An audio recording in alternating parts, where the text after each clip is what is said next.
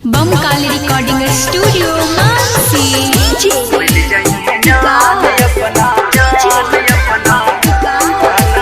Singing by Guddu Gudesh. कोयरी के दिल हमर जय भी के जान के ना के सहबो तोहर दिहल जखम कर दलही दुनिया हमर पल में वीरान भूल जाई है जान अपना दीवाना के नाम भूल जाई है जान अपना दीवाना के नाम।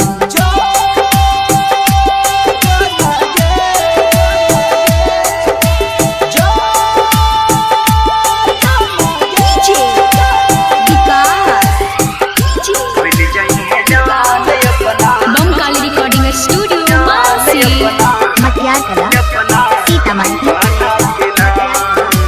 Mix by Guddu Gudesh.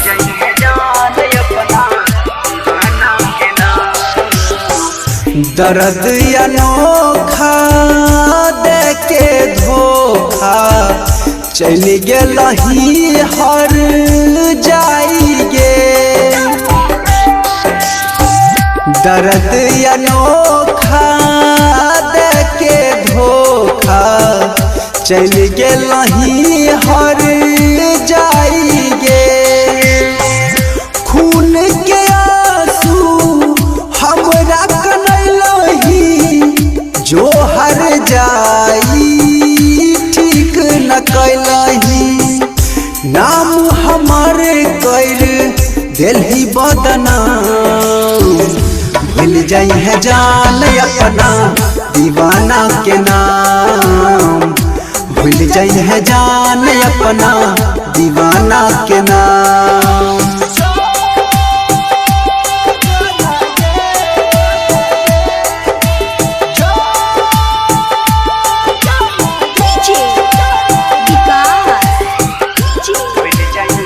Bomb Kali recording studio Mansi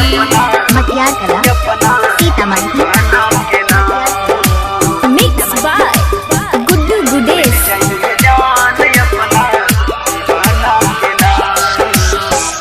चिड़िया कसम झूठे कैने रही वादा पल में बदल लही अपन इरादा